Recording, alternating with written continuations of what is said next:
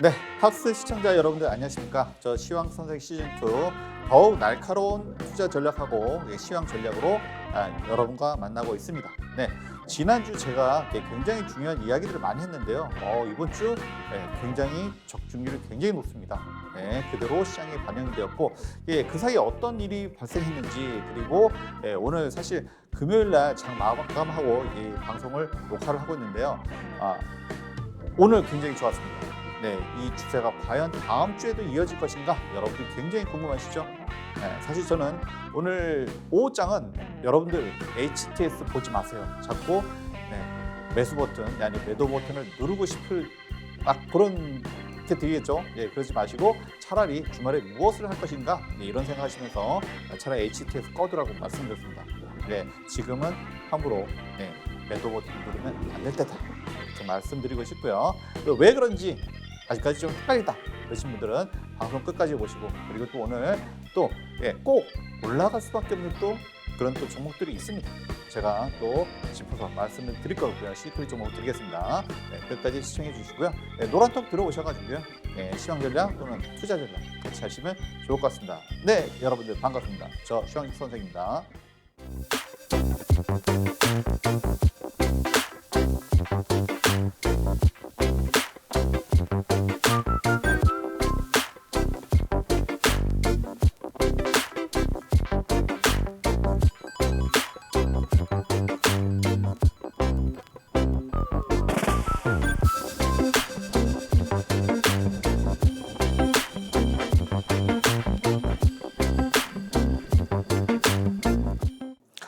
네, 제가 지난 주말에 주말 특집으로 이제 파월에 대해서 말씀드렸죠. 주말에 이제 여러분들 편안하게 들으시라고 인물 특집으로서 파월이 워낙 큰 영향력을 끼치고 있기 때문에 이분 마이크 한번 잡았다면 그냥 주가가 뚝뚝뚝 떨어지죠. 근데 제가 마이크 한번 잡으면 올라갑니다. 반대로.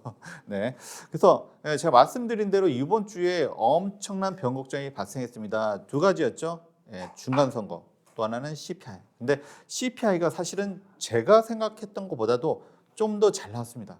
사실 저는 앞자리가 7자만 나와도 왜냐하면 우리가 그동안 CPI 발표만 되면 예상보다 높게 나오면서 시장에 큰 충격을 주곤 했는데 그래서 제발 7자만 나와라 했는데 7.7이 나왔습니다. 7.7.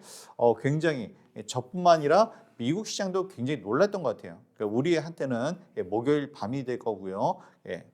굉장히 그 나스닥도 7%, 뭐 8%, 그렇죠? 애플, 뭐 테슬라도 사실 장 초반에 좀 빠지는 듯했다가 막판에 이렇게 올라왔고요. 뭐 엔비디아 12%, 14% 이렇게 올라가고 굉장히 급등. 사실은 뭐 폭등이죠. 제가 폭등이라는 단어는 잘 쓰지 않는데 폭등의 장세를 보여줬습니다. 그래서 과연 왜 그럴까? 그렇죠? 그리고 우리가 항상 한 번만 좋고 이게 일회성이다 하면은 사실 금요일장이었잖아요. 그렇죠? 이게 금요일장이었으면 장 막판에 파는 게 맞는데 제가 아예 HTS 꺼두라고 말씀드렸습니다. HTS 꺼두세요. 네? 차라리 주말에 뭐 할까 그 생각하세요. 왜냐하면 이게 HTS 보면 조금 우리가 그동안 너무 단타에만 익숙해져 있었죠. 그렇죠? 장이 조금 오르면은 빨리 팔고 안 그러면 사실 또 그나마 그 몇 프로의 수익도 놓치게 되기 때문에 우리가 계속 그런 흐름에 익숙해져 있다 보니까 좀만 오르면 빨리 팔고 싶어지는 빨리 매도 버튼 누르고 싶기 때문에 여러분들 HTS 꺼두시고 차라리 주말에 무엇 할까 그 생각하세요. 말씀드렸습니다. 그냥 HTS는 증신 제가 혼자 지키겠습니다. 네, 이렇게 말씀드렸습니다. 그래서 저도 사실은 7.7까지 나올 줄은 저도 조금은 예상보단 좋게 나왔습니다. 그러면 드디어 제가 지난주에 말씀드렸던 역기저 효과가 좀 더 제대로 나왔구나.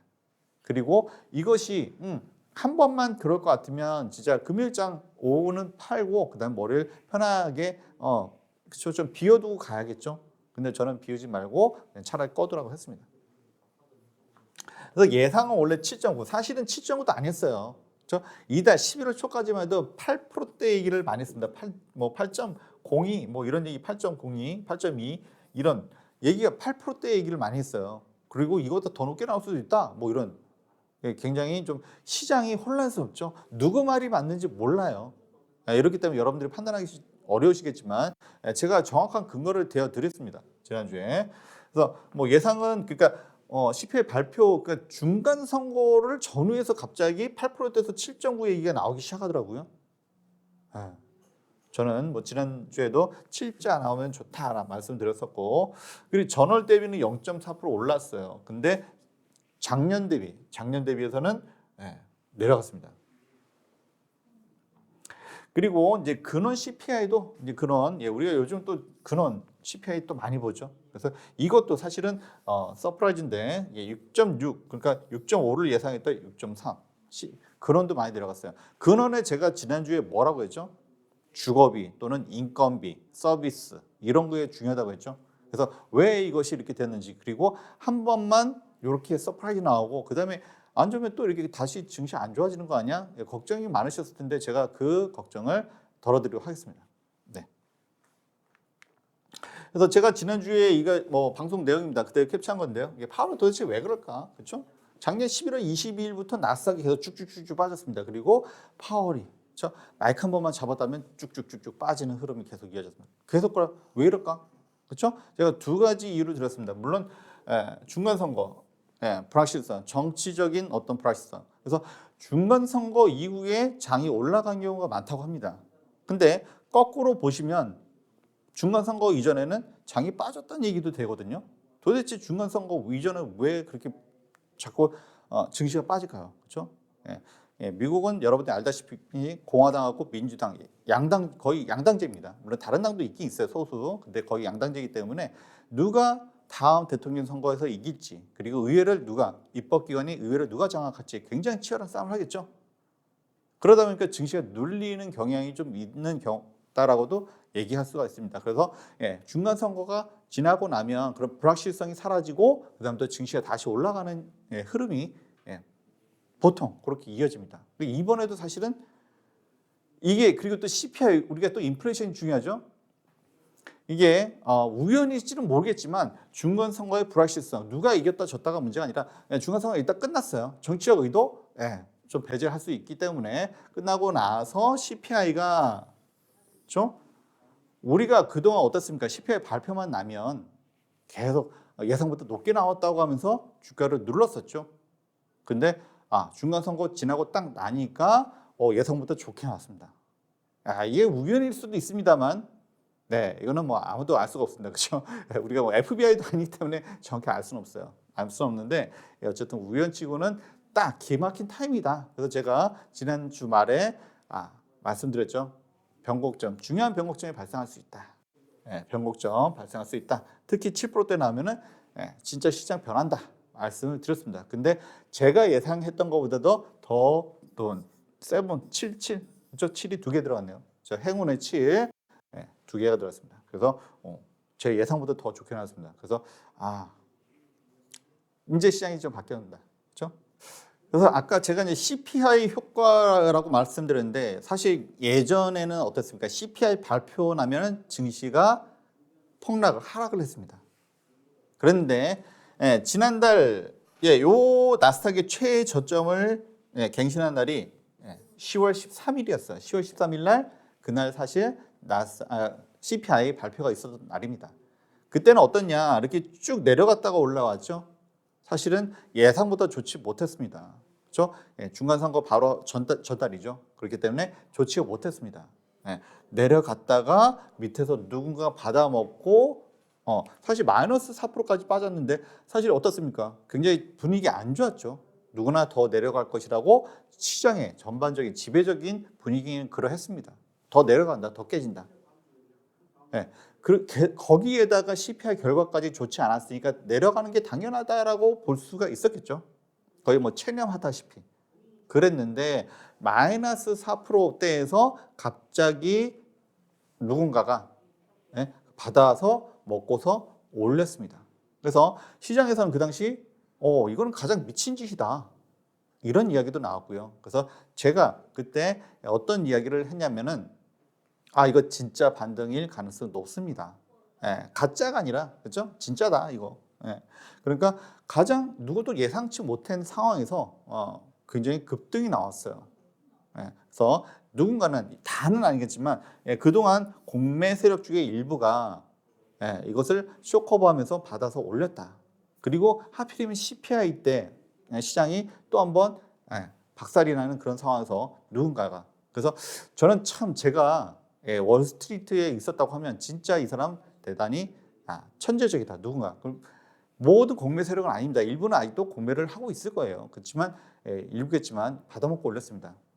그래서 왜 제가 그런 생각을 했는지 저는 항상 11월을 주시했습니다. 왜 제가 11월 주시했느냐? 그래서 작년 그러니까 지난달 10월 CPI 발표 나와서 이렇게 반등을 줬습니다. 그리고 요번에 또 CPI 날 또 반등이 줬죠. 이거 우리가 파블로프의 이야기를 아시나요? 그렇죠? 밥 줄 때마다 이렇게 땡땡 치면은 이제 땡땡 치는 소리만 나고도 군침을 흘리죠. 우리가 CPI만 발표 났다 하면은 또 군침을 흘리게 될 수도 있겠다. 왜냐하면 저는 11월도 좋게 이번에 뭔가 의미 있는 숫자가 나올 것이라고 주변에 이야기를 했었고요. 그리고 12월 돼도 역시나 의미 있는 숫자가 더 좋은 숫자가 나올 수도 있다. 말씀을 드리고 있습니다. 왜 그런지 다시 한번 말씀드리면요. 어쨌든 CPI 효과. 예전에 CPI가 발표만 나면 시장이 안 좋았는데 앞으로는 CPI 발표나면 좋을 수가 있다. 가능성이 확실히 높습니다. 이유는 다시 한번 또 말씀드리고요. 그래서 워낙 이제 금리에 나스닥이 예민하다 보니까 그렇죠? 나스닥이 어제 굉장히 급등을 했고요. 그다음에 S&P도 이렇게 N자형 반등이죠. 이렇게 딱 그림이 N자형 반등이 나오고 있습니다. 그리고 현재 시각도 나스닥 선물지수는 플러스권이에요. 뭔가 우리 얼마 전까지만 해도 오전만 해도 그러니까 한 보합 수준이었는데 좀 올라가죠. 제가 이것은 일시적이 아니다라고 노란톡에서 말씀을 계속 드렸어요. 이거 일시적인 거 아닌가 여러분들 HTS 꺼두시고 그냥 매도 버튼 누를 생각하지 마시고 그냥 보지 마시라고 제가 얘기를 했어요. 소문이 퍼졌는지. 그래서 단순히 증시만 올라가면 사실 이거는 가짜일 수도 있습니다. 근데 좀 더 정확한 것은 뭐냐? 국채 금리 수익률이죠. 그래서 무려 이 8% 그러니까 7.7% CPI 발표가 되면서 무려 8%나 하락했습니다. 나스닥 올라간 만큼 이게 빠지네요. 완전히 반비례죠. 그래서 이게 더 사실 좀 더 정확합니다. 우리는 보통 주식, 증시에 좀 더 관심이 많지만 이렇게 국채, 채권이 좀 더 많은 자금이 오간다고 얘기를 해요. 그렇기 때문에 이쪽이 좀 더 스마트 자본들이 많이 들어가고 이쪽이 좀 더 정확하다. 보통 이야기를 합니다. 근데 이게 이렇게 내렸다고 하는 자체는 그만큼 CPI 7.7의 의미가 굉장히 크다는 의미가 됩니다. 그래서 앞에 나스닥과 S&P 또는 다우지수는 계속 최근에 좋았으니까 빼고라도 이것의 흐름이 혼자만 그게 아니라 국채 금리 수익률의 하락과 완전히 반비례되면서 똑같이 시장에 영향을 주고 있는구나 확신을 할 수가 있는 거죠. 그리고 역시나 달러 인덱스도 무려 2.45%. 환율이 이렇게 몇 프로씩 뛰는 경우 많지는 않죠. 뭔가 변화가 일어나고 있다. 확실하게. 그리고 오늘 금요일입니다. 지금 촬영 시간은. 그래서 거의 30원대, 거의 40원 가까이 달러 환율이 내려갔어요. 무려. 그래서 이 환율이 굉장히 중요하다는 얘기를 또 최근에 많이 들었습니다. 이게 경제, 국가 경제. 우리나라가 계속 적자가 난 이유가 뭐였나요? 경상수지 적자가 난 이유가 뭔가요? 원자재 값을 달러로 우리가 계산해 주기 때문에 그 가격이 계속 오른 거죠. 그러니까 원유값은 내려갔지만 달러 환율이 올라가니까 더 비싼 가격에 사야 됩니다. 그러니까 우리가 무역 수지가 적자가 나는 거였어요. 근데 이게 달러 환율이 내려가면 다시 무역 수지가 다시 흑자로 전환하겠죠. 그래서 굉장히 국가 경제에 굉장히 중요합니다. 그리고 이게 우리만 좋냐? 아니죠. 미국 업체, 그러니까 예를 들어서 애플이라고 합시다. 오늘 애플도 엄청 크게 상승했는데 애플의 아이폰이에요. 아이폰 14인데 이 가격이 달러로 환산되기 때문에 가뜩이나 아이폰 사실 고가폰 프리미엄 폰이죠. 비쌉니다. 근데 달러로 환산되기 때문에 더 비싸지겠죠. 근데 달러 환율이 내려가면 네, 아무래도 더 팔릴까요? 덜 팔릴까요? 더 많이 팔리겠죠. 예, 물론 중국의 봉쇄 우려도 있습니다만 기본적으로 달러 환율이 내려가면 미국 업체들도 더 많이 팔 수 있어서 더 좋은 겁니다. 우리만 좋은 거 아니에요. 연준에서 금리를 너무 가파르게 올렸기 때문에 달러 인덱스가 올라가면서 이렇게 미국 업체들한테 부담을 많이 준 거죠, 사실은 그동안. 그래서 파월이 잘했다 못했다를 떠나서 파월의 그 태도는 저는 솔직히 별로 좋지 못했습니다. 마음에 안 들었어, 솔직히. 그래서 0.75 자이언트 스텝을 너무 자연스럽게 이렇게 계속하면서 물론 필요는 했겠지만 그럼 시장을 좀 달래주는 멘트를 좀 해야 되지 않았을까? 저는 그렇게 기본적으로 생각하는데 말끔해서 너무 좀 시장을 억누르는 듯한 느낌. 물론 이제 중간선거 끝났으니까 이유는 모르겠습니다. 어쨌든 그런 거는 좀 제가 봤을 때는 좋게 보이지는 않았고요. 어쨌든 이렇게 달러 인덱스도 하락했기 때문에 미국 업체들한테도 좋다. 그래서 이제 좀 더 이야기를 하겠습니다만 침체에 대해서 경기 침체도 사실 우려가 되고 있죠. 그 부분도 좀 이따 더 이야기를 하겠습니다.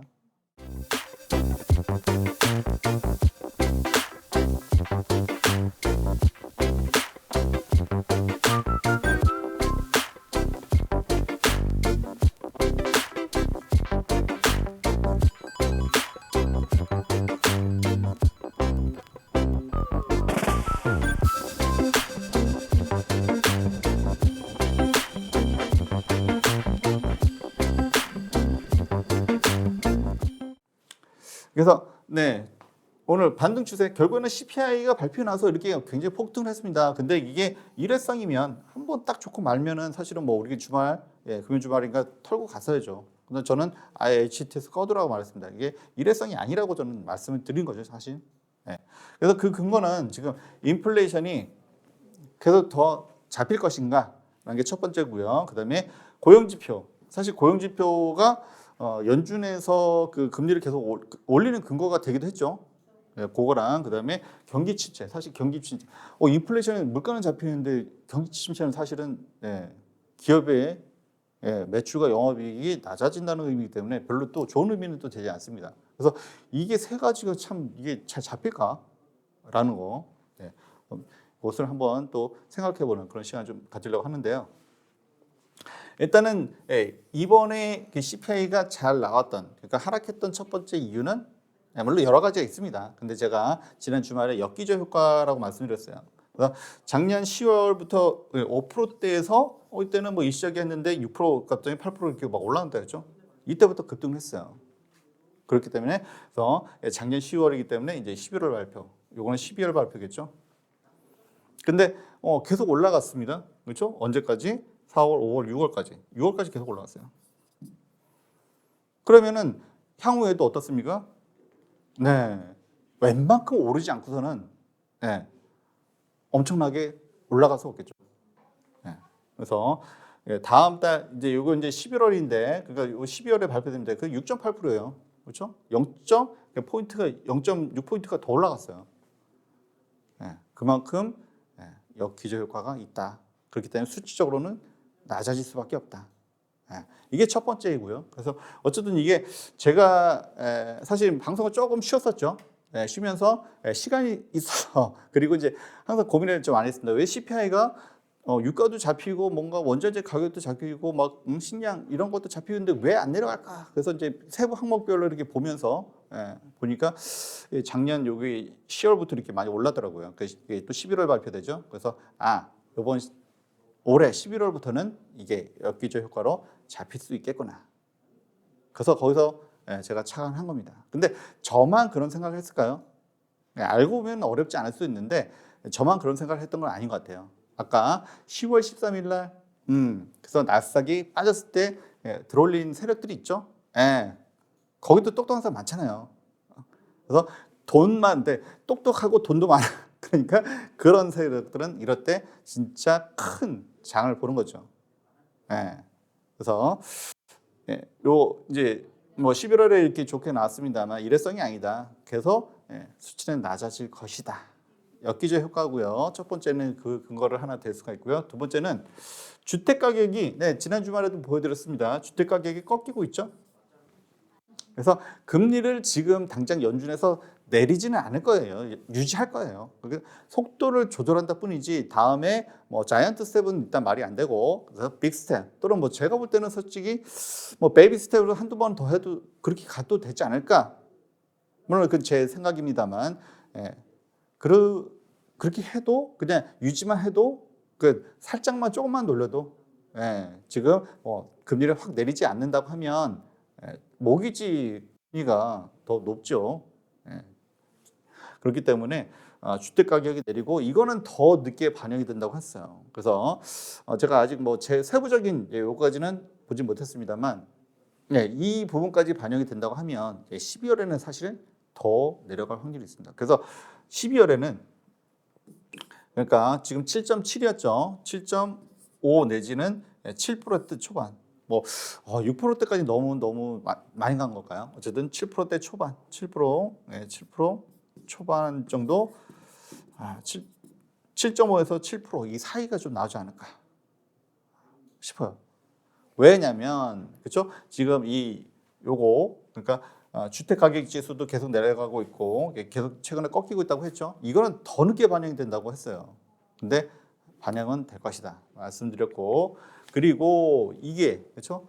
사실 이게 이제 양날의 검인데 실업률 그렇죠? 고용지표죠. 고용지표가 사실 이제 CPI랑 거의 같은 시간에 발표됐어요. 근데 이게 좀 더 먼저 된 것 같아요. 제가 확인한 거는 요게 좀 더 확인이 먼저 됐는데 실업수당 건수가 그러니까 실업수당을 청구를 했다는 것은 그만큼 실업률이 올라갔다는 얘기가 될 수 있죠.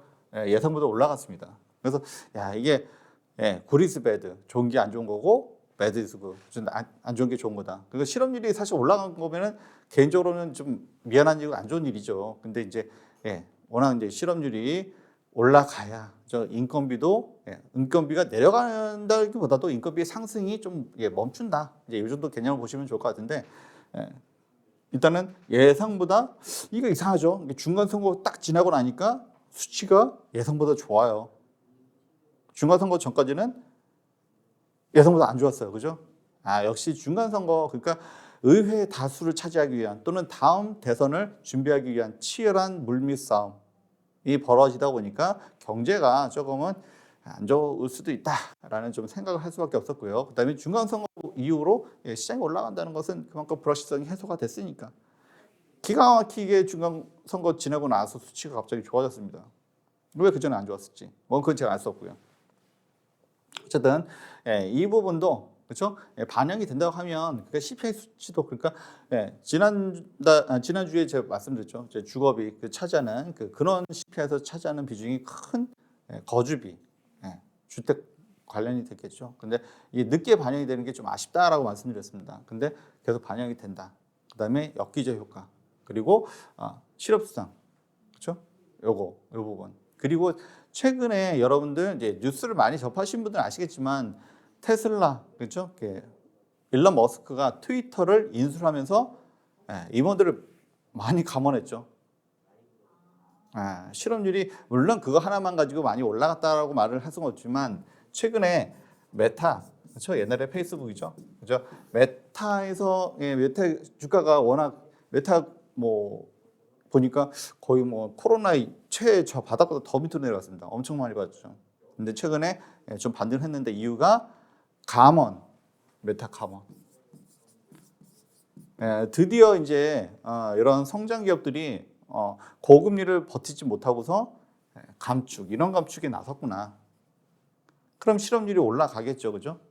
개인적으로 안타깝지만, 근데 증시에서는 이것을 호재로 받아들일 겁니다, 그렇죠? 그렇기 때문에 이런 감원이 메타버스는 굉장히 좀 큰 기업입니다. 그렇죠? 이런 큰 기업이 이 정도인데 이제 우리가 모르는 작은 기업들은 더 어렵겠죠, 사실은. 실업률이 올라갈 겁니다. 그러면은 임금 인상 낮아지는 게 아니라 임금 인상률이 낮아지겠죠. 그러면 근원 CPI는 분명히 더 도움이 될 겁니다. good is bad, bad is good. 여기에 해당되는 거죠. 그렇지만 또 우리가 침체로 가면 또 주식시장 안 좋아진대요. 또 이런 얘기 또 말씀. 내년에 뭐 경기 침체 1분기, 2분기에 경기 침체 갑니다. 그렇죠? 그렇지만 이런 실업률도 너무나 많이 또 실업률이 올라가고 도산하고 하면은 또 안 되겠죠. 그렇죠? 그 전에 금리 인상도 어느 정도 조금은 지금 CPI가 굉장히 잘 나온 게 타이밍이 굉장히 너무 좋았습니다. 만약에 더 CPI 안 좋게 나와서 금리 더 올렸으면은 진짜 기업들 도산하고 실업률 굉장히 올라갈 수도 있었어요. 근데 딱 여기서 CPI가 좋게 나오면서 이상하게 중간 선거 지나고 나서 좋게 나오면서 이제 CPI가 좀 잡히는 모습을 좀 보여서 그리고 다음 달 12월에도 기대하셔도 좋다고 말씀드렸습니다. 네, 그렇게 되면 물론 파월이 그럴 거예요. 11월 요거만 가지고는 할 수 없어, 그렇죠? 우리는 데이터 베이스로 해서 결정하긴 하는데 한 번은 가지고 할 수 없어. 근데 12월에도 보시라 이겁니다. 충분히 좋은 결과 나올 수 있다 말씀을 드리고요. 여기서 딱 멈춰준 게 진짜 좋다. 여기서 진짜 금리 자이언트 스텝도 가고 하면 진짜 그때는 정말 위험합니다. 그래서 저도 사실은 조금 마음은 되게 조마조마했어요. 근데 생각보다 7.7 좋게 결과 나오면서 우리가 12월에도 기대해 본다. 근데 12월에도 기대해 보면 우리가 뭡니까? 산타랠리도 우리가 기대해 볼 수 있다. 산타. 이거 방송에서 처음 얘기하는 건데 산타랠리도 기대할 수 있다. 말씀을 일단 드리고요. 그래서 우리나라 오늘 코스피 지수도 갭상승을 했습니다. 무려 2% 이상. 2% 이상 갭상승을 했어요. 예전에 갭하락하면서 굉장히 요거 끌어올리는 거 힘들었거든요. 근데 이번엔 갭상승이기 때문에 이 웬만큼 악재가 아니다면 요거 갭을 또 밑으로 또 내리기 힘들죠. 갭상승 그만큼 큰 호재였다라고 말씀을 드리고 있었고요. 그래서 파월 아니라 파월 할아버지도 이 흐름을 막을 수는 없을 거다. 제가 뭐 감히 이런 말까지 했습니다. 그래서 오늘 뭐 외인 기관 거의 기관이 9,900억 1조 가까이 매수를 했습니다. 코스피. 그리고 외인도 6,900억. 그렇죠? 뭐 거의 1조 7천억. 굉장히 대량 매수죠. 그러면은 누가 매도했습니까? 우리 개인 투자자죠. 제가 이래서 여러분들 HTS 꺼두세요라고 얘기를 했던 거예요. 그랬더니 간혹가다 어떤 분이 그러세요. 전문가님은 개인이세요, 기관이세요 이렇게 그렇죠? 기관처럼 보려고 하는 거죠, 사실은. 왜냐하면은 이 세력이란 거죠. 시장을 이끌어가는 힘은 우리 개인보다는 아무래도 기관이라든지 외인의 힘이 더 크기 때문에 이들의 시각으로 보려고 하는 겁니다. 그래서 제가 이제 감히 말씀드립니다. 그렇죠? 종목을 보고 투자를 하면 작은 돈을 벌지만 시장을 보고 투자를 하면 큰 돈을 벌 수 있다. 제가 뭐 달래 시황 선생이겠습니까? 시장을 보고 하기 때문에 제가 잠깐 좀 쉬면서 이제 이렇게 저기 보니까 11월에는 분명히 CPI가 잡힐 수 있다. 좋은 수치가 나올 수 있다. 그래서 그때는 뭐 몇 분에만 말씀드렸어요. 근데 최근에 이제 이렇게 공개적으로 말씀을 드렸던 거고요. 그리고 최근에 코스닥이 아쉬웠었죠. 코스닥도 상대적으로 많이는 안 들었습니다만 들어왔죠. 그래서 코스피와 코스닥이 왜 차이가 나냐 잠깐만 먼저 말씀드리면 우리 개인 투자자만 한국 증시에 물려있던 거 아니죠. 기관하고 외인들도 물려 있었습니다. 당연히 물려 있는데 당연히 큰 돈이 코스피에 물려 있다 보니 사실 우리 같아도 그렇겠죠. 많이 물린 거 먼저 올리고 싶겠죠. 그렇게 보시면 됩니다. 기관 외인들도 물려 있었기 때문에 일단 큰 돈 먼저 들어 올리고 그 다음에 눈높이 한다. 너무 걱정하지 마시라고 말씀드렸습니다. 그렇고요. 그래서 이제 이거는 뭐 지난주에도 보여드렸습니다. 외인은 한국 시장을 쇼핑 중이다. 그렇죠?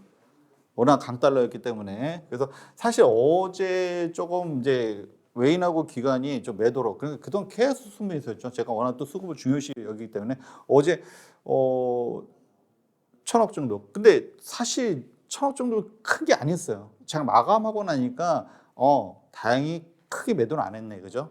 우리가 세력의 그런 흐름을 봤을 때 많이 매수했는데 조금 매도한 거는 크게 의미를 부여하지 않습니다. 근데 어제 사실은 조금 불안하긴 했죠. 아무래도 가상화폐 이쪽에 좀 문제가 생기다 보니까 이게 또 금융에 어떤 파장을 일으키기가 사실 그 부분이 조금 걱정은 좀 됐었어요. 그래서 제가 그렇죠. 코덱스 레버리지 같은 경우 뭐 일단 충분히 차익 실현이 가능하기 때문에 그거는 조금 일부 조금 이제 차익 실현하라 이런 말씀 좀 드리겠습니다. 그래서 리스크 관리 차원에서 지금 어쨌든 보니까 결과적으로 보니까 별로 이렇게 크게 많이 매도를 안 했어요. 그리고 오늘은 거의 7천억 가까이 매수. 그러니까 상승 기조를 이어가는 거죠. 그래서 그런 상승 흐름이 계속 이어지고 있다라고 말씀드릴 수가 있고요. 지금 이 타이밍에 이렇게 CPI가 잘 나온 것은 너무나 잘 된 일이다. 다시 한번 말씀드리고요.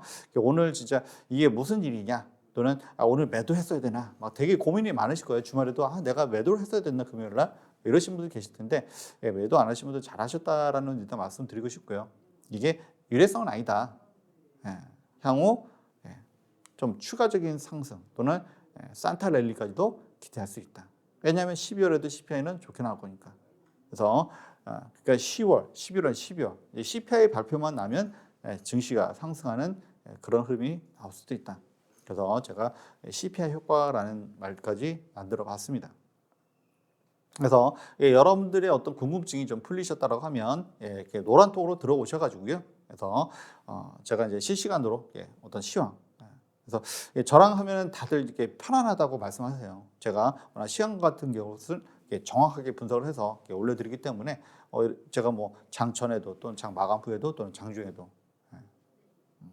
제가 뭐 국내만 보는 게 아니죠. 국외도 물론 국외는 제가 뭐 참고용으로만 봅니다만 실시간으로 보면서 그래서 국내 증시가 특히 뭐 지수와 관련된 뭐 이런 쪽도 괜찮고요.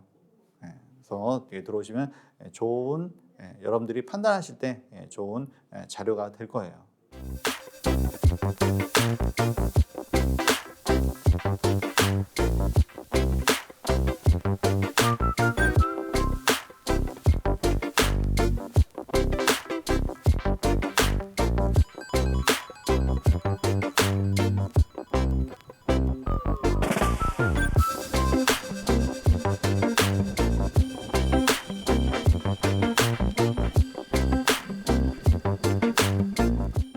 네, 그래서 제가 이제 그 가장 사실은 뭐 CPI 결과에 의해서 시장에 큰 변화가 왔는데 이 부분이 제일 중요하기 때문에 요 이야기를 많이 드렸고 그래서 지금 시장 상황이 좀 진짜 너무 생소하다. 왜냐하면 그동안 1년 넘게 시장이 계속 바닥만 쳐왔기 때문에 아마 그러실 거예요. 그렇지만 이제 제가 면밀히 보고 이거는 진짜 제가 10월 13일부터 이때는 진짜 반등이다라고 말씀을 주변에 드렸고요. 그리고 이번 CPI에 좀 더 명확해졌다. 다음 12월에도 기대하셔도 좋다. 이렇게 말씀을 좀 드리고요. 그리고 이제 사실은 뭐 요번 주 이슈도 상당히 좀 중요하죠. 중요한 또 그 시간 이슈가 있습니다. 그래서 G20 이번에 인도네시아 발리인데요. 그 정상회담이 있습니다. 그래서 바이든하고 시진핑이 대면 그러니까 만나서 회의하는 거 요즘 뭐 요거는 첫 정상회담이라고 합니다. 그래서 당연히 대만 이야기가 나올 거고요. 그리고 아무래도 이제 그 중국의 어떤 뭐 무역 이야기가 많이 나오겠죠. 또 뭐 봉쇄, 또 바이든이 또 자국의 이익에 또 앞장서고 있기 때문에 그래서 이제 이런 이야기가 좀 나올 것 같습니다. 그래서 이렇게 중국 관련 시진핑, 대만 이런 이야기가 나올 거고요. 그 다음에 여러분들 또 많이 좋아하시죠? 네옴시티 해서 빈 살만 왕세자가 한 14일 정도로 내방이 예정되어 있다고 합니다. 그래서 롯데 뭐 서공동 호텔도 뭐 많이 잡아놨다고 하는데 사실 요 이야기를 좀 더 하고 싶었는데 워낙 CPI가 중요하기 때문에 요거는 제가 주중에 또 방송이 있어요. 풍문으로 들었어. 거기서 다시 한번 제가 또 자세히 또 말씀드리도록 하겠습니다. 그래서 이걸 왜 봐야 되냐? 물론 테마주들도 중요합니다만, 사실 여기에 모든 것이 담겨 있어요. 현대건축 또는 앞으로의 지향점 모든 것이 담겨 있기 때문에 보시면 좋을 것 같고요. 그리고 뭐 참고로 여러분들 뭐 이게 그 네옴시티의 어떤 홍보 영상이 있습니다. 한번 보시면 더 좋을 것 같아요. 그리고 뭐 크로니 제거는 맨날 하는 얘기고 그다음에 다음 주에 지스타 그래서 게임 그 쇼가 있죠. 그것이 드디어 이제 오프라인으로 3년 만에 한다고 합니다. 게임주에 관심 있으신 분도 보시면 좋을 것 같고요.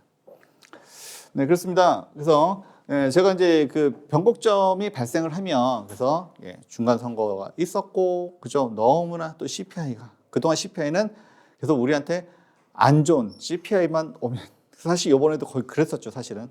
이번에도 안 좋게 나면 어떡해. 그죠? 근데 그 또 전날 또 이렇게 또 가상화폐 굉장히 좀 폭락도 하고 하니까 시장 분위기 조금 어수선했어요. 거기서 CPI 발표되니까 저도 살짝 조금은 이거 리스크 관리해야 되는 거 아니야? 이런 생각 살짝 좀 들기도 했습니다만 어쨌든 이번에 7.7 굉장히 좋게 나왔습니다. 그래서 변곡점 이후 관심사가 탄데 역시 제가 낙폭과대 종목인데 그 중에서도 우리가 수익을 많이 낼 수 있는 것은 역시 성장주입니다. 물론 제가 이런 종목들을 좋아해서 그런 것도 있는데 수익을 많이 내려고. 물론 그동안 많이 이런 종목 사실 많이 빠졌잖아요. 그렇죠? 물론 반도체는 조금 더 시간이 걸릴 수 있습니다만 역시 뭐 나쁜 흐름이라고 할 수는 없고요. 이건 또 나중에 한번 정리하고 대형 IT 사실은 뭐 인터넷 그렇죠. 오늘 카카오데이라고 했습니다. 빼빼로데이가 아니라 카카오데이. 네, 엄청나죠. 물론 저는 주로 네이버를 주로 많이 말씀을 드리고 있습니다만 대형 IT 인터넷 그리고 게임과 컨텐츠도 같이 보시라. 이것도 지지난주부터 계속 말씀을 드리고 있었어요, 사실은. 그래서 이번 주에 엄청나게 좀 많이 올라왔죠. 삼성전자 역시 요거는 마이크로 실적 발표 나고 나서 관심을 그때부터 보시라고 했는데 벌써 이렇게 많이 올랐습니다. 그리고 절대 뭐 수익률로 보면 적은 건 아니에요. 대형주라고 하더라도. 그렇죠? 그다음에 에너지 솔루션은 사실은 이제 조금은 수급에 조금 좀 변화가 생기면 변곡점이 발생하면 상승률이 조금 둔화될 수 있다. 그렇죠? 그래서 근데 지금 시장이 워낙 강하기 때문에 지금 같이 가고 있다. 이 정도까지 말씀을 좀 드릴 수가 있습니다. 그리고 네이버 사실 이것도 주봉으로 봐야 되는데 제가 지난주에 사실은 카카오뱅크를 주봉으로 보여드렸어요. 얼마나 빠졌는지 보여드리려고. 네이버도 만만치 않죠. 시총이 거의 뭐 2위까지 가느냐 막 그죠? 뭐 3위까지 올라갔었다가 지금 뭐 좀 많이 내려왔습니다만 지금 뭐 10% 올라왔는데도 사실 뭐 빠진 거에 비하면은 많이 못 올라왔죠. 지금 뭐 60위선을 거쳐 있고 그래서 제가 사실은 오늘 목표가들을 많이 올려드렸어요. 상승했지만 아직 멀었다라고 저는 좀 말씀을 드리고 싶어요. 왜? 근거는 뭐냐? 요번에 그 CPI가 일회성이 아니기 때문에 그래서 올라는 왔지만 그죠? 빠진 거에 비하면 낙폭과대 이걸 낙폭과대 기준으로 보시면 될 것 같아요. 낙폭과대 기준으로 보시면 지금 올라는 왔지만 이거가 많이 올라온 건 아니다. 이렇게 또 한번 말씀을 드릴 수가 있고요. 그래서 흐름이 이어지는지 안 이어지는지가 중요하다고 했죠. 세상에서 제일 어려운 게 홀짝이라고 했습니다. 홀짝 게임. 그래서 올라가느냐 내려가느냐. 저는 올라가는 쪽에 보고 말씀을 드렸고요. 그다음에 카카오. 오늘은 카카오데이.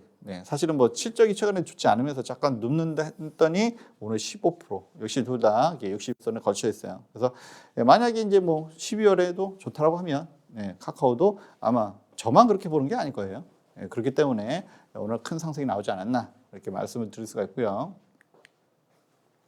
요거는 지난주에 이제 NC소프트 그죠? 게임 그러니까 게임 인터넷 그죠? 그다음에 게임 종목도 보시라고 IT 종목도 보시라고 말씀드리면서 NC소프트를 말씀드렸어요. 사실 뭐 교육료로 말씀을 드렸었는데 그죠? 수급이 최근에 좋았다. 그죠? 게임주는 사실은 이제 그 고금리 시대에서는 보지 말아야 되잖아요, 원래. 근데 바뀌고 있다, 흐름이 바뀌고 있다라는 설명하면서 말씀드렸는데 오늘 뭐 13% 그죠? 역시 CPI 효과 7.10% CPI 효과. 그렇지 않아도 흐름이 좋았습니다만 더 큰 흐름을 탔어요. 그래서 이게 소형주도 아닌데 왜 이렇게 큰 종목들이 그죠? 카카오 네이버 작은 종목도 아닌데 이렇게 많이 갔을까요? 라고 했을 때 제가 아까 뭐라고 말씀드렸냐면은 개인만 우리만 이 종목에 물려 있는 게 아닙니다. 그렇죠? 외인하고 기관들도 많이 물려 있어요. 그러니까 더 큰 돈이 들어간 이런 종목이 먼저 올라가고 있다. 이렇게 말씀 좀 드릴 수가 있고요. 우리 같아도 그렇게 하겠죠. 그래서 네이버 이렇게 급등했고 그리고 지난주에는 카카오뱅크를 주봉으로 말씀드렸어요. 주봉. 이만큼 내려왔다는 거 설명하기 위해서 이거 일봉으로도 막 설명이 어렵기 때문에 주봉으로. 그래서 이렇게 살짝 올라왔는데 물론 저도 뭐 이거 몇 프로 상승했어요 하면서 막 막대기 거면서 해야 되는데 제가 시간이 없어서 몇 프로 올랐는지까지 말씀 못 드리고 사실은 이제 이렇게 참고용으로 많이 말씀드립니다. 그래서 오늘 뭐 20% 사실은 거의 뭐 상한가 근처까지 갔었죠. 그래서 121선을 뚫고 올라가는 것 같았는데 그렇지만 제가 이것도 목표가 좀 올려드렸어요. 그래서 요거는 제가 아까 공개적으로 말씀드렸기 때문에 1차 그러니까 지금 뭐 많이 올랐습니다만 1차 35,000원, 2차 4만원 요거까지 드렸어요. 그래서 많이 올라온 것 같지만 사실은 빠진 거에 비하면 아직 멀었다. 그 근거는 오늘 CPI가 일회성이 아니라 12월에도 좋을 것이기 때문에 그러면 이제 금리 인상도 물론 이게 낮아지지는 않을 거예요. 바로 왜냐하면 CPI가 사실 더 잡혀야 됩니다, 여러분들. 바로 이게 뭐 연준에서도 세게 올리지 않더라도 두고 보겠죠, 그렇죠? 주거비 더 내려가고 근원하고 CPI가 더 잡히는 게 보여야 그 다음에 금리 인하를 할 거예요. 그래서 어느 정도 유지만 해줘도 사실은 CPI는 잡혀갈 것이다. 말씀을 드리죠. 역기적 효과하고 그리고 주택가격 하락 그리고 감원 이거 뭐 양날의 검이라고 말씀드렸습니다만 이런 부분을 봤을 때 CPI가 잡힐 수밖에 없다. 12월에도 좋을 것이다. 내년에는요? 내년 1월에도 괜찮을 것이다. 점점 CPI는 하향 기조로 내려갈 것이다. 그래서 금리를 이제 세게 올리기는 파월이 아니라 파월 할아버지라도 이제는 그렇게 못할 것이다. 말씀을 좀 드리고 있습니다. 그럼 오늘 드렸고요. 그리고 이제 카카오페이가 사실 오늘 굉장히 강했습니다. 사실 뭐 카카오뱅크는 뭐 자주 본다고 하더라도 카카오페이는 최근에 중국 이슈가 있었죠. 중국 진출한다 이슈가 있었고 그리고 오늘 상한가까지 간 게 뭐였죠? 카카오뱅크는 사실은 실적이 3분기 잘 나왔어요.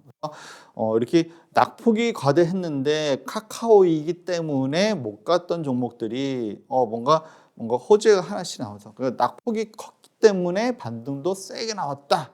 이렇게 말씀을 좀 드릴 수가 있고요. 근데 카카오페이는 역시 성장주죠. 성장주입니다. 낙폭이 크고 낙폭 과대 역시 낙폭 과대입니다. 그렇죠? 그리고 그만큼 주식가가 싸졌다는 거잖아요. 그렇죠? 낙폭이 큰 데다가 플러스 성장성. 그렇죠? 그리고 CPI 결과가 좋게 나왔어요. 그럼 금리를 앞으로 좀 더 강하게 올리기 어렵다. 그래서 아까 애플 얘기도 말씀드렸습니다. 그래서 그러면은 미국에 있는 기업들도 좀 더 많이 팔 수 있을 것이다. 아이폰 좀 더 많이 팔 수 있을 것이다. 그리고 뭐 애플 얘기 좀 더 하자면 일단 애플카가 있고요, 그렇죠? 성장 모멘텀이 있는 거죠. AR, VR, 그렇죠?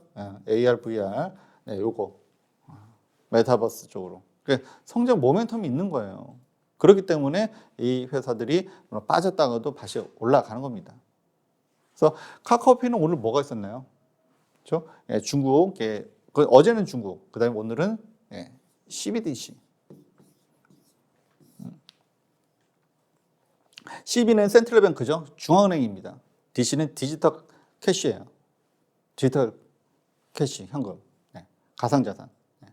그래서 CBDC로 해서 오늘 상한가까지 갔습니다. 그래서 낙폭이 컸는데 물론 성장성까지 있다. 이런 점이 오늘의 주가를 끌어올린 원동력이 되었습니다. 그래서 역시나 그래서 성장성이 있는 기업이 좋다. 물론 재무구조 재무구조는 일단 제가 기본적으로 많이 봅니다. 재무구조는 기본적으로 많이 보고요. 아직까지는 그래도 고금리 시대니까 재무구조 좋으면서 주가 많이 빠져 있고 그다음에 성장성 있는 섹터들 그런 기업들이 좋다. 그래서 이런 대형 IT 업체들 또는 게임 종목들도 그래서 애플도 있지만 메타버스가 좀 더 살아난다고 하면 게임 종목도 제가 굉장히 좀 최근에 좀 말씀을 좀 많이 드리고 있죠. 네, 그 노란톡으로 들어오시면요, 제가 그런 거 실시간으로 리딩 중에 또 말씀을 드리니까 노란톡으로 들어오시면 여러분들 그런 자료들, 그리고 뭐 전문가들은 많고, 그리고 뭐 종목들도 많이 이야기합니다. 근데 저는 시장을 보고 이야기를 해요. 시장을 보고 이야기하기 때문에 종목을 보고 투자하면은 작은 돈을 벌지만 시장을 보고 투자를 하면 여러분들 큰 돈을 벌 수가 있습니다. 만약 제가 여러분들과 그러니까 10월 13일 날 그때 진짜 반등입니다, 그때부터 같이 했다라고 하면 굉장히 큰 주가의 상승이 있었겠죠, 그렇죠? 네. 그리고 뭐 지금 오늘 종목들, 제가 오늘만 얘기한 게 아닙니다. 벌써 2주 전부터 계속 얘기를 했었어. 변화 옵니다. 11월 기다리세요. 보세요. 네, 같이 하셨더라면 지금 꽤 큰 수익이 났었겠죠. 만약에 물려있는 종목이 있어서 움직이지 못했다고 하더라도 불안하진 않았겠죠. 여러분들 계속 시장 내려갑니다라고 한 사람들이 시장에, 그러니까 전문가의 7, 80%다 그렇게 말을 했어요. 유튜브에서도 그렇게 얘기를 했고, 그러면 그거 보고 눈물을 먹고 손절해야 되나 맨날 고민했겠죠. 근데 저랑 같이 했으면 그런 불안은 없었을 겁니다. 저는 시장을 보고 11월에는 여러분들 기대하시라고, 물론 예전에는 일부 소수한테만 말씀드렸습니다만 최근에는 제가 이제 방송도 하면서 다시 또 이렇게 말씀드리고 있죠. 그리고 여러분들 오늘 같은 경우도 불안해하지 마시라고, 그렇죠? 다음 주가 아니라 다음 달에도 다 말씀드렸고요. 그래서 오늘 카카오페이가 뭐 상한가까지 왔는데 대형 종목이죠. 대형 종목인데 이 카카오페이랑 같이 CBDC를 하는 소형 종목도 사실 있었어요. 물론 이 종목도 안 오른 거 아닙니다. 그래서 오늘의 시크릿 종목으로 제가 선정을 했어요. 그래서 이 종목 역시 낙폭 과대입니다. 그리고 소형 종목이지만 제가 또 요즘 트렌드에 맞춰서 안 좋은 종목을 안 드려요. 그래도 재무구조 우수하고 실적도 받침이 되는, 바탕이 되는 그런 종목을 드리는데, 이 종목도 오늘 13%까지 올라갔다가 121선을 뚫었다가 살짝 빠졌어요. 근데 거래량 한번 보세요. 앞전에 한번 또 장대 양봉 한번 있었죠. 여기, 그리고 여기도 한번 또 오늘. 그래서 이때는 사실은 이제 시장이 좀 아직은 방향성을 잡지 못할 때였습니다. 그래서 이걸 매집봉이라고 하기는 조금 약해요. 왜냐하면 시장이 더 안 좋아지면 더 빠질 거기 때문에 세력이 먹고 털었다라고 볼 수도 있죠. 근데 어전 주가를 유지하고 살짝 좀 흔들렸습니다만 오늘 이렇게 또 장대 양봉. 뭐 원래 CBDC 종목은 아니었어요. 근데 오늘 카카오페이랑 같이 한다는 소식에 이렇게 급등을 했고요. 그리고 이제 현대자동차의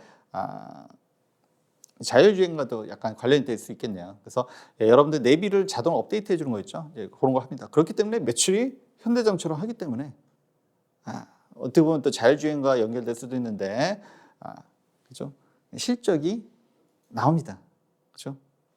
그래서 이렇게 메타버스 또는 이렇게 뭐 블록체인에서 뭐 블록체인 사실 가상화폐가 좀 불안했습니다만 여기는 CBDC예요. 중앙은행입니다. 디지털 현금. 그래서 요 관련이 됐고요. 그래서 요 종목 보시면은 이거는 수익이 안 날 수가 없는 종목입니다. 그렇죠? 오늘 더 큰 카카오페이가 상한가 갔어요. 근데 이 종목은 그냥 13%에서 마감했는데, 역시 다음 주 이런 흐름이 이어진다고 하면 당연히 올라갈 수밖에 없고, 역시 낙폭과되면서 앞으로 성장성이 좋다. 이 정도로 말씀을 드릴 수가 있을 것 같습니다. 그래서 더 자세한 이야기가 필요하시면 노란톡 들어오셔가지고 제가 또 올려드릴 거고요. 그리고 뭐 이 종목뿐만 아니라 사실 오늘 굉장히 좋은 종목들이 많이 있었습니다. 물론 대형 종목도 있고 소형 종목들도 있고, 그래서 이런 거 원하시면 노란톡 들어오셔가지고요. 같이 하시면 여러분들 분명히 여러분들 원하시는 큰 수익 나실 수 있을 겁니다.